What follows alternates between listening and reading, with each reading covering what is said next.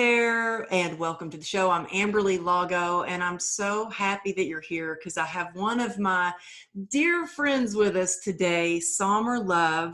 She is a good friend of mine. She's a warrior. She is a miracle, a living miracle, and a leader in love and kindness, and the founder of Love to Breathe. She was diagnosed with cystic fibrosis as an infant and not only fought the odds of living past her 10th birthday, but just celebrated her 41st birthday.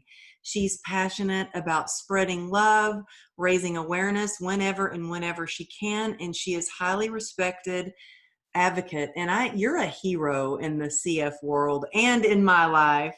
Every time I get to talk with you, I just feel happier. You shift my perspective and I feel more at peace. So I'm so glad to have you here. Thank you so much for being on the show. You're welcome. Well, thanks for having me. I'm excited to be here. And God, I was like, I'm getting a little like verklempt, like I was getting all teary-eyed during that introduction. So thank you very much. I hope I don't disappoint.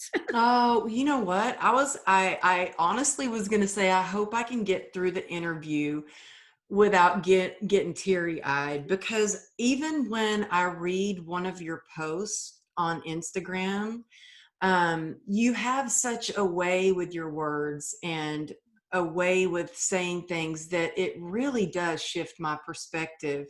And you know what? I'm just going to read something that you posted. You had written, "Don't cross oceans for people who wouldn't cross a puddle for you." And you crossed that out and said, "No, do it. Do cross oceans for people. Love people, all people. No conditions attached. No wondering whether or not they're worthy. Cross oceans, climb mountains, live and love isn't about what you gain. It's about what you give." And you give so much, even though there are so many times when you're struggling yourself, you give so much. And so thank you for all that you contribute to my life and to so many other people's lives. I've known you for a while now. We actually met through Instagram. Right. And I remember you sent me a DM, said, "I'd love to send you something." And I was like, "Oh, who's this really nice lady who wants to send me something?" And you sent me your love tokens. Yeah. And can you just tell it, well, before we get into all that, I wanted you to tell everybody a little bit about you and your journey and how you even started with handing out love tokens and your foundation. So can you tell everybody a little bit about you? Yeah. So my name is Summer Love and I am 41 years old and I am very proud of my age. So when I was diagnosed 17 days before I turned 1, doctors told my parents, she might not make it to 10. And so we've always just celebrated life to the fullest. And I bet they're kicking themselves, my parents, because my first birthday was a huge celebration. And like, we always go out for every birthday. And so I'm sure they're like, what did we start? But hey, I mean, it's worth it. And birthdays are really special to me. Every day is honestly really special to me. And I do have to back up. So the post that you're talking about, the one where I was like, do cross oceans. So I actually can't take credit for that. I found that and I saw that. And I mean, I can take credit for the caption I wrote underneath it, but not that post, but it was just so powerful to me. And I post it often because it's true. Like, if you can change somebody's life for the better, why would you not? I mean, that is just like, it's as simple as that. And just be kind. The world needs more love in the world. And so I just try to spread it. And I started Love to Breathe back in 2001. And at first it was just a way to be a positive voice in the CF community because, there's not a lot of unknowns with cystic fibrosis. There is no cure. And when my parents found out, they had no idea what it was. They'd never heard of it. And the internet is a scary place. And so when you are researching things, it can be scary and a little daunting. So I wanted there to be a place where there is a positive message for adults with CF and parents of newly diagnosed children is where it really started. Yeah. And so I wanted like these parents, like they get their the diagnosis, hardest day of their lives, and then they immediately probably go on the internet and there's some scary stuff. So I was like, let Loves Breathe be a positive message and let them see an adult living with CF and thriving despite all the hardships that CF does bring. And so that's kind of how it all started. And I am an artist.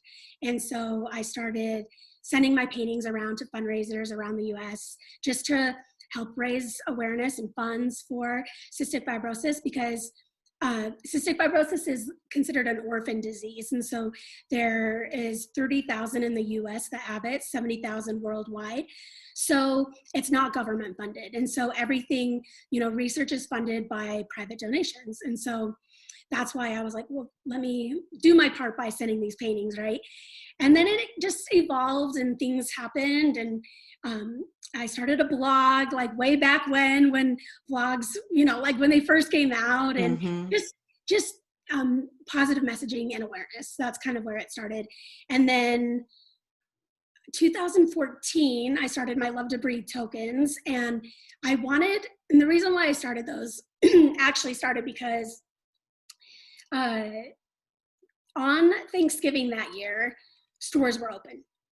And I was like, oh my gosh, like, why can't we just have a day where we just like give thanks and, celebrate our lives and sit around like a table with our loved ones and Mm-hmm. not rush out to get things that people really don't need, or, and I just like was really frustrated with like just things, just, I guess I don't even know the word I'm looking for, but I was just frustrated with like what like the holiday season has become, I guess, Mm-hmm. with um Like just a big production and right, selling, you gotta shop it. And it right, just, the fast paced life of just, it can be like you're on right, this hamster wheel. right. And, Ruby and I were at the store the other day and they actually already had Christmas stuff up, and it's September.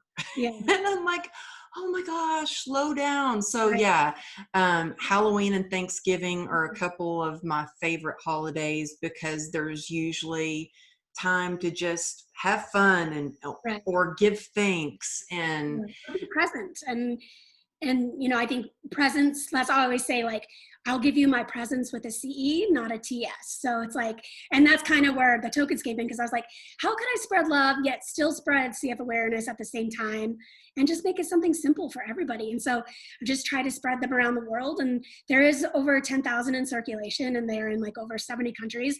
So it's working and it's happening. And oh, I was gonna ask you how many countries that your tokens are in. they're in 70 right now, I think. So they're, it's working, and it is really great, and it's just such a fun, um, movement for me to like be able to be a part of, and like the messages and the the emails that I get when people find one or whatever is there. It's just so important to me, and it means the world to me. So so it's been really fun, a really fun project. I've actually this year with COVID and everything, I've taken a step back with that and just, waiting until it's safe again to start it back up. But we're getting there, baby steps, right? I mean, speaking of slowing down, I mean, this year has really let everybody, slow down. And I think if anything good comes out from this is like the chance to like take a step back and like realize what's important again, and, slow down and just take one day at a time. And I think with chronic illness, we're all really good at that, right? So Yeah, I feel like I think we had talked not long ago, and we were talking about how chronic illness has prepared ones who have been diagnosed with some sort of chronic illness for times like COVID. And, there were many times when I already had my world turned upside down, and I already had, days where I couldn't go out, stuck in a hospital bed. And I learned a lot about, I didn't know as much about cystic fibrosis until I met you.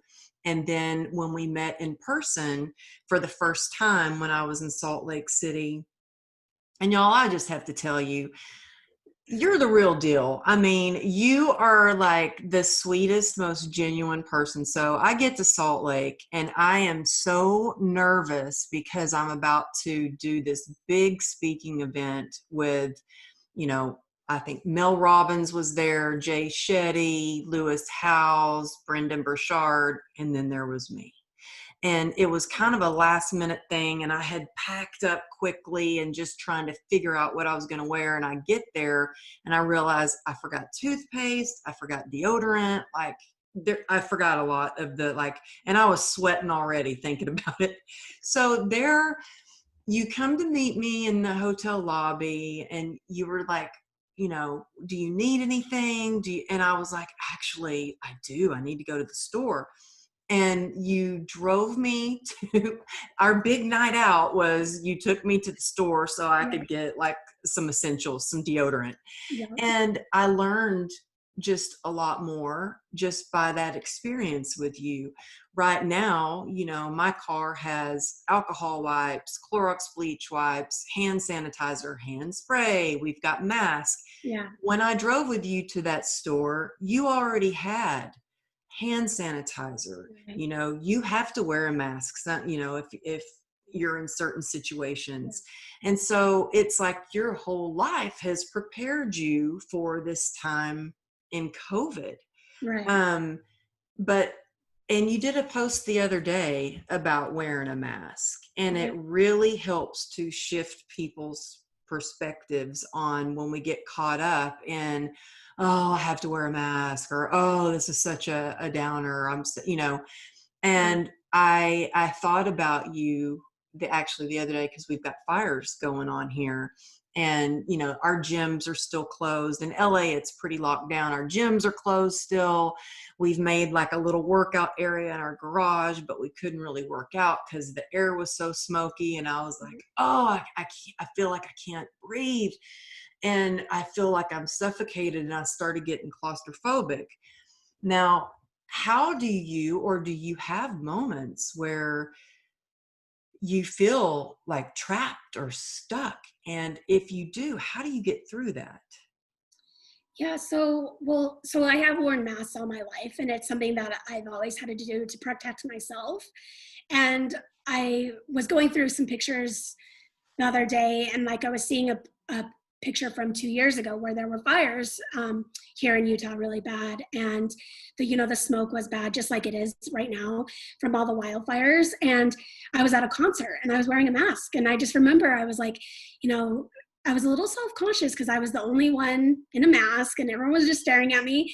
So now to see like that, like be a part of everyday life for everybody else is pretty wild. And it feels like I'm living in this like upside down world. So I don't know if people are like watching our video when this happens, or if they're just listening, but I am on full-time oxygen. I don't have it on right now because I have been blessed to be on this medication that has allowed me to take a deeper breath than I have in a very long time. That's amazing. Yeah, and some days, depending on the day, at rest, I can be without my oxygen, and it's so nice and such a great break right now, especially in the season that we're in.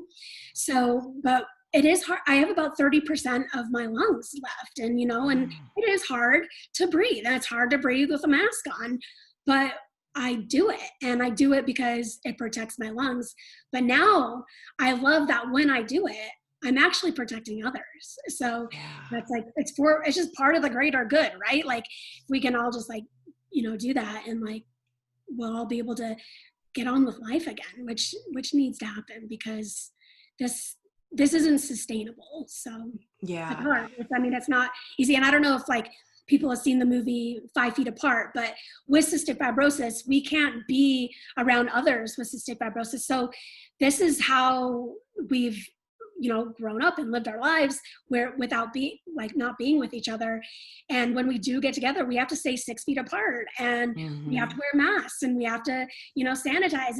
And so it is like I'm living in it's like the world has CF right now, and it's just so bizarre. So it is definitely then I didn't know that yeah, until I met with you in Salt Lake, and we got to talking about how I had just I had just given a talk for RSDSA, which is for support for CRPS, which is the disease I was diagnosed with.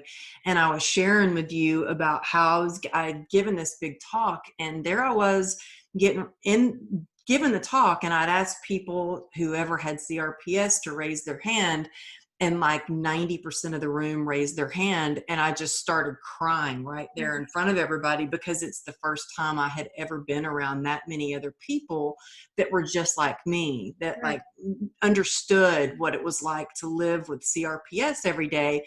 And you said, wow, you're really lucky. Mhm. And I was like, I am lucky, because you guys have to stay 6 feet apart. You could never have a big conference Well, we for do CF. we have BreatheCon virtually, which is our conference, and Virtually though, yeah, right? really, but before even like I feel like this year everyone turned virtual, but the CF community's been doing this all along, right? So it's just I feel Yeah. Like it's like we are learning from you how to do things. yeah, I don't know. It is pretty just it is like I'm living in this upside down world.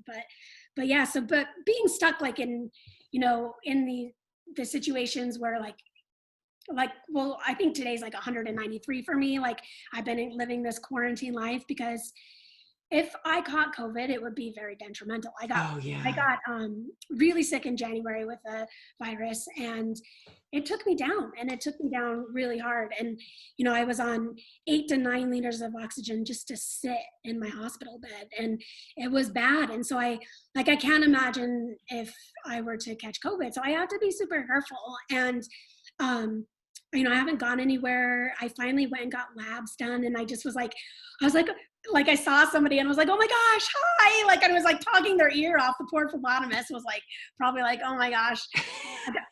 Yeah, I don't know. Been an interesting season, and people are like, oh, this is just easy for you. I'm like, no, it's not. I'm like, this isn't easy for anybody. We're all, going through this storm differently, but like, it's just like, we're all not in the same boat, right? So we're all in the same storm, but not in the same boat. And I think, we're all just trying to get to the end of the day, and however that looks like, whatever you do to make it happen, that's what you got to do. And so it's definitely been eye-opening in a lot of different places. But Well, and it's different too, I think, connecting through Zoom versus, and thank God for Zoom, versus connecting in person. There's just a difference. In fact, it's actually harder to, because a lot of my talks and my speeches have been changed to virtual, and I have been so nervous because I have one coming up, and it's a webinar, and I'm doing like a slideshow presentation, and so it looks like I'm basically talking to myself. yeah, And that is like the scariest thing for me. Well, technology, and then like I'm talking to myself on a video. Oh my God, I've been terrified. But and it was so great. my husband was like, "You made it through 34 surgeries. I think you can do this." And I think, okay, putting it in perspective. And you really have a gift for shifting things and putting things in perspective. What are some of the things that you do when you start kind of getting into a place where you're down or feeling kind of blue? What are do you have any like tricks or mindset hacks that you Yeah, use? I do. So you know, I am a very positive person, and I do try to like always find the good in every day. I mean, some days are real crap. I mean, Yeah. I don't know what if I could say like crap, but I don't know. I'll just go with that. But some days are hard, and it doesn't matter like how hard that day is. Even if it is like, I mean, the hardest day in your life, if you look closely, you will find the good. I mean, sometimes you just have to look a little harder, but it's there. And I think gratitude really, really, really helps me as well. And something I started doing a little over a year ago now is at the end of every day, I write down 3 things that I'm grateful for.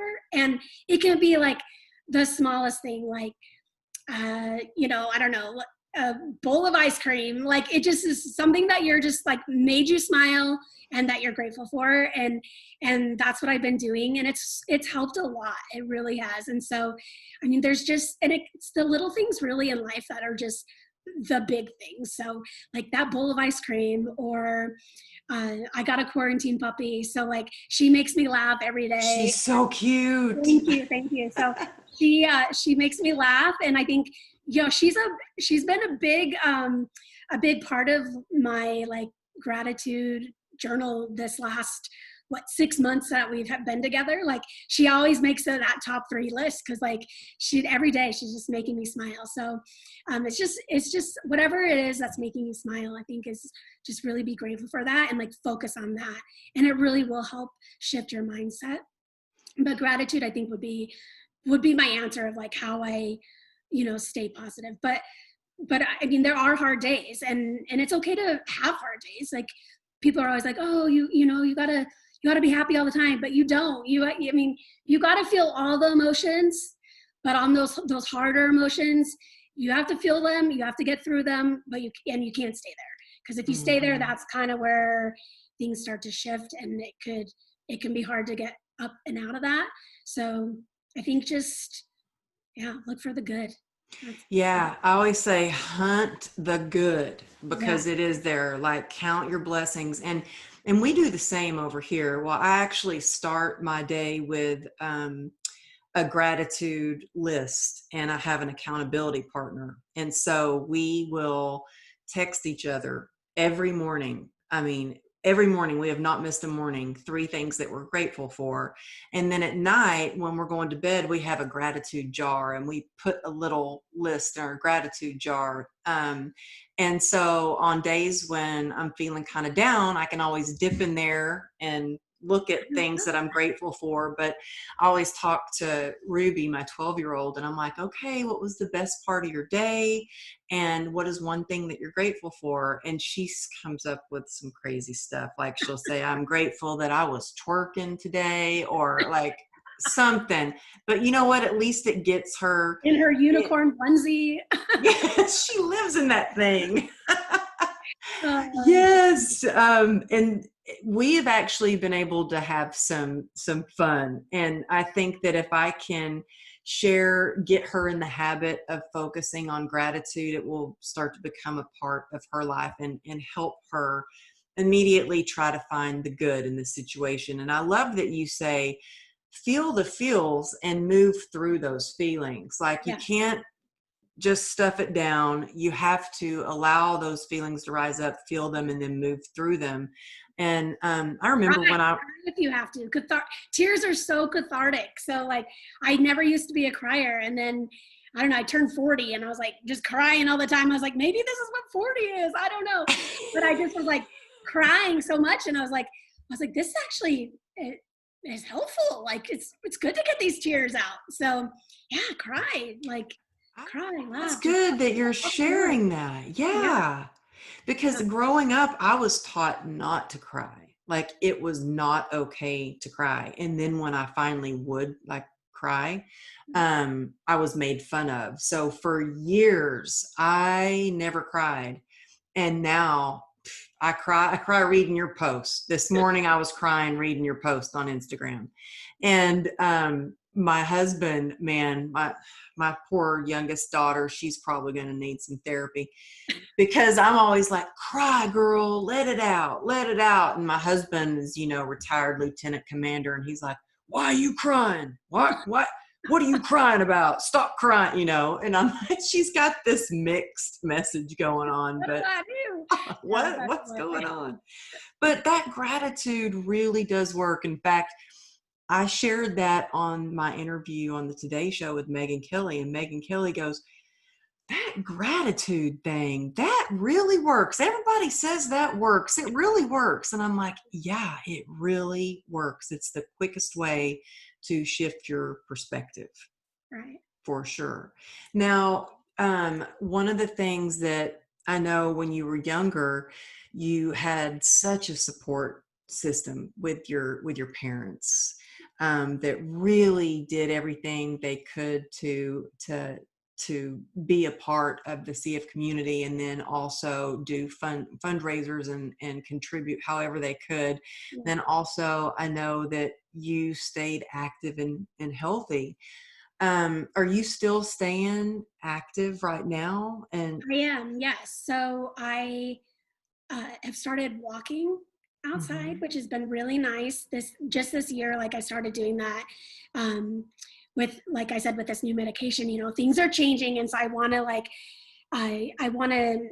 give it the chance to work and see if I can get my lungs stronger and stronger. And exercise is really important for people with CF. So I've always worked out and been active and exercised, but I feel like I've taken it to another level this year. And I started yoga, which has been like so fun too for me. I've like had this hidden yogi inside of me that I didn't realize. And so there is a program for people with CF virtually. It's called Beam, and it's been really It's great. And called, what is it it's called? called Beam, BEAM. And so it's a virtual platform where they have live classes and on demand classes.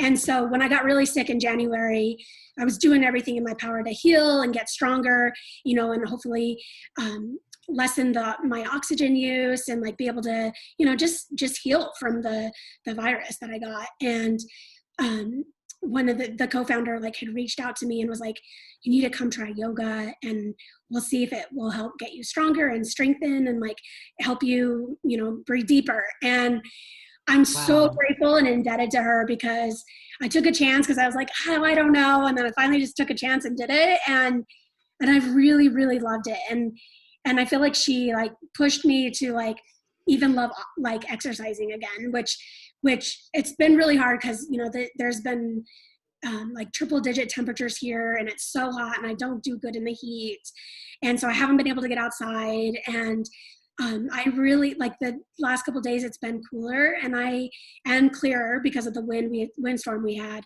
so the smoke's been cleared out, and so it's been so great to like just get out and walk. And Mhm. when I do exercise, I'm on 5 liters of oxygen and have to carry a big backpack with a tank in it. But it's just great, because I know like in the long run I'm really strengthening my lungs, so I can live longer. That's Yeah. my goal in life, is just to live as long as possible. So Yeah. And I mean, whoever's listening to this and they're like, oh, I don't really feel like walking. I'm like, they may not have to strap a tank of oxygen on their back to go for a walk.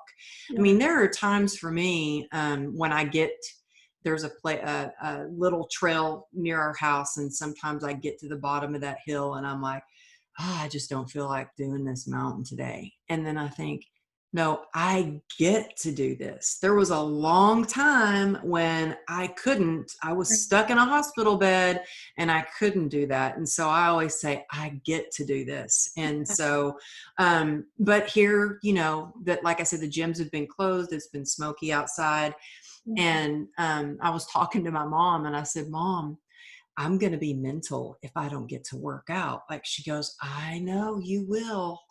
And she goes, ever since you were a little girl, that's been your thing. Like, that's yeah, your outlet. And it's really, for me, mentally, I think moving your body moves your mind. right. So I just bought one of those Peloton bikes. Oh, nice. Yeah, I was like, I am just gonna I'm gonna do it, because I need to have some way. If and then I love that in my daughter's school they're doing virtual learning, and they were doing yoga for PE.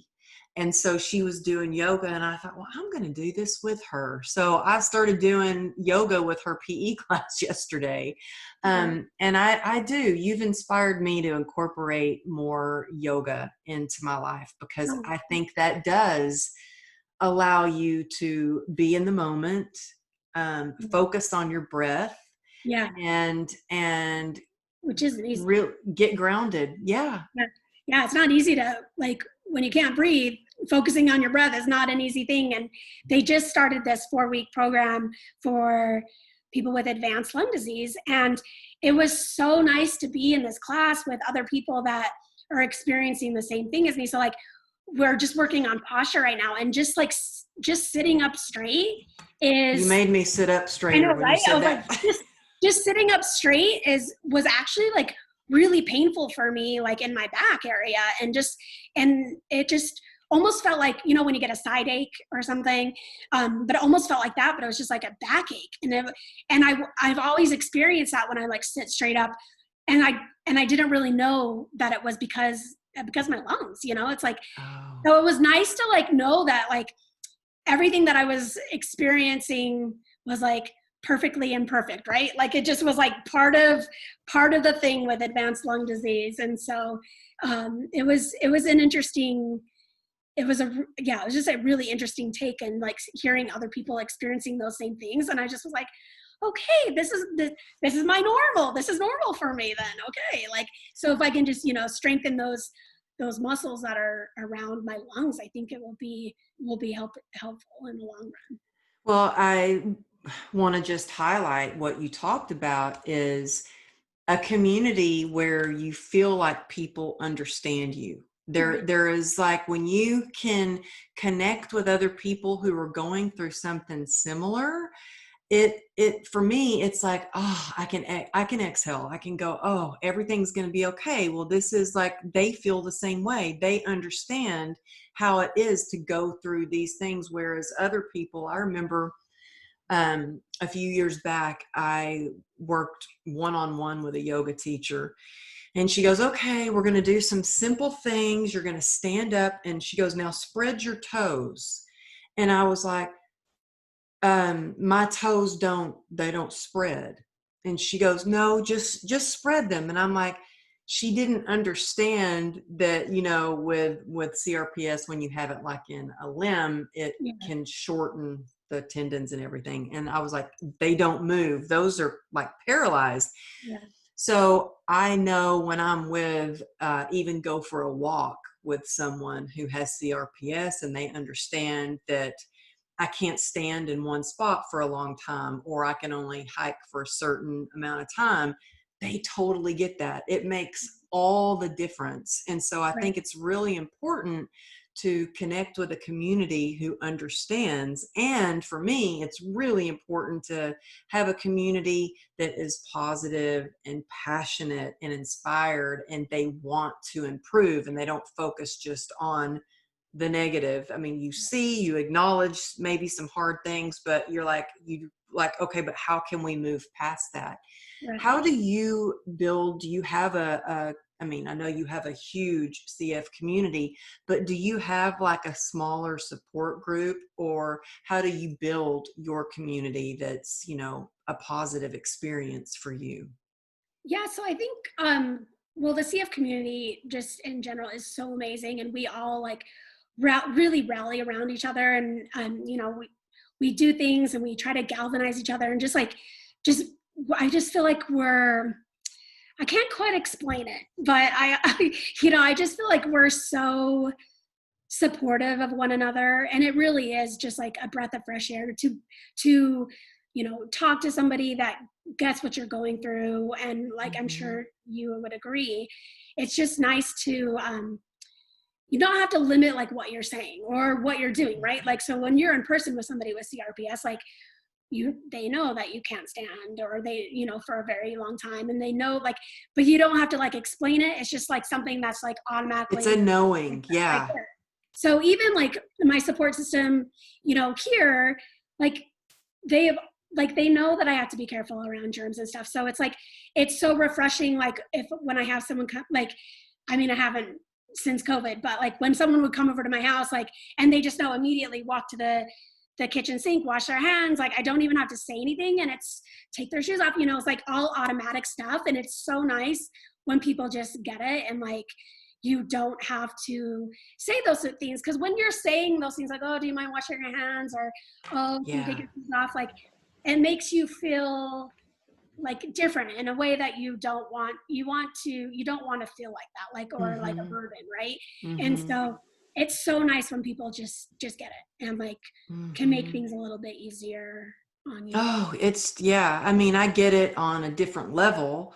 Right. Um, I mean, I get this is so crazy and it's kind of hard to admit, but I actually feel almost like it's the ego and the pride in me because I was so strong and I was like the fastest runner and, Yeah. held the state record in Texas for the mile. And so I had all this like ego about I can do anything. I'm just going to work harder.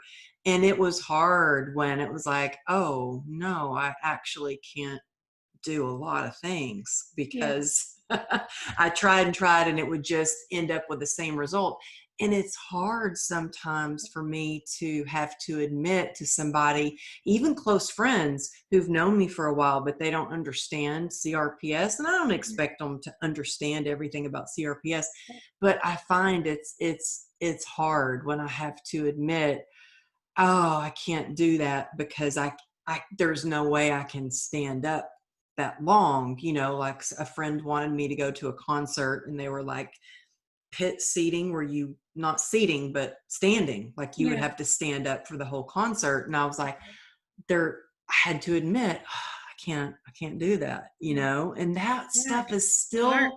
it's still sometimes hard, Right. Yeah. I think it's hard. I think it's hard to admit those things, and it's hard to. Uh, I think when you admit them, then you're like, oh man, like I just feel like it's just, yeah, it's like a blow to your ego or whatever. But there, what I try to do is like, there's a lot of things I can't do, but there's also a lot of things I can do, Mm-hmm. And even if like going to that concert, like you you couldn't stand the whole time, but there's like those like you can go still, but you have to do things differently. And that's like It's even now in the differently. season, Mm-hmm. like there's things that are would be dangerous for me to go do right now, but maybe I can do them in my own way, or like FaceTime in, or send a cardboard cutout of myself, or like some friends got together and they're all in the backyard and I just like sat in the front yard and like said hi to them, like and then left. And but it was, at least I like was like isolated in my own little area, and they were way on the other side of the driveway and I could still say hi. It was like 5 minutes of bliss of like seeing people in real life, and then I went home. And and it's I think we'll find that, like, as this whole season unravels with COVID and everything, is we will be doing things differently. We can still Mm-hmm. do things, but we just have to do them a little bit differently. And I don't know, for myself, I'm just having to tell myself that I need to focus on the things that I can do rather than things that I can't.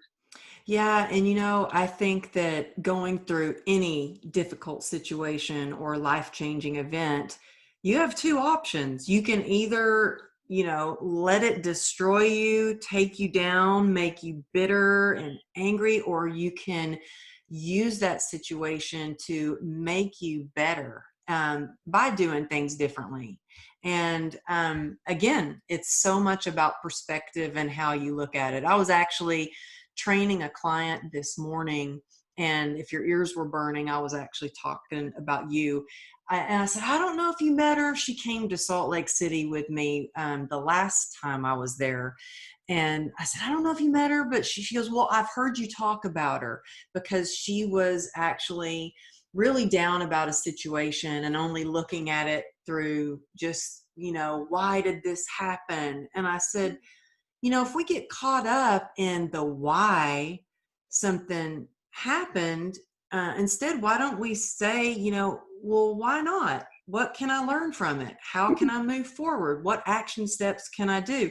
What can I do? And I think that's one thing that gratitude really helps us achieve. It really helps us look at what we can do instead of what we can't do.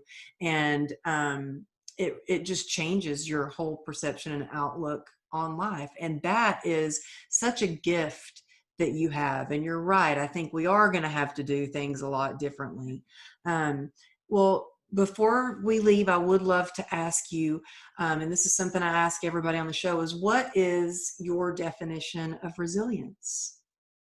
Ooh, that's a good question. My definition of resilience, I think I would say just showing up and giving your best at whatever it is. And yeah, I think that would be it. Just showing up. I think that's Showing important. up. And whether it is a cardboard cutout of yourself, like you said, Right. Yeah. I love that Given idea. given life all you got. I think that's all we can do, right? And whatever we do, like I said, to make it to the end of the day, that's what we got to do. Yeah, I love that. And just showing up. And I always have like things that I say, mantras or things throughout the day. And some of them are like, you got this. I mean, I have that written on my wall here on my business cards. You got this. One of my best friends always calls me before every event that I do. And she's always like, you got this. Yeah. Or, easy does it, or one day at a time. Those little things help me get through. But just showing up, just So, show up. That is going to be one of my new mantras. all So I right. love that. But just take it a breath at a time. That's what I say sometimes. Sometimes a day can be too much. So just a breath at a time. But I show up. love that. Yeah. Well, you guys have to check her and her cute puppy out on Instagram, but tell people where they can find you, and if they want to learn more about Love to Breathe and just follow you, where can they find Sure. Yeah. So my website is lovetobreathe.com. Breathe has an E on the end. So sometimes people forget that. But and then yeah, my Instagram handle is love to breathe. And that's where you can find me. So you? Okay. thank you for having me. I've loved catching up with you and just chatting. It's been so nice. Oh, You're inspiration, Amberly, and you are a breath of fresh air. So thank you. thank you. You are just you have such a place in my heart. And last time, even, when I was in Salt Lake City, you were talking me. I couldn't see you because you had just gotten out of the hospital. But you were kind enough, like talking to me on the phone. I was, like, oh, I'm so nervous. I get nervous every time before I speak. And you always just bring such happiness and peace in my life. So I love you. And hopefully I'll get to see you this December. Yeah. And thank you so much for being here and sharing your wisdom and your light. My pleasure.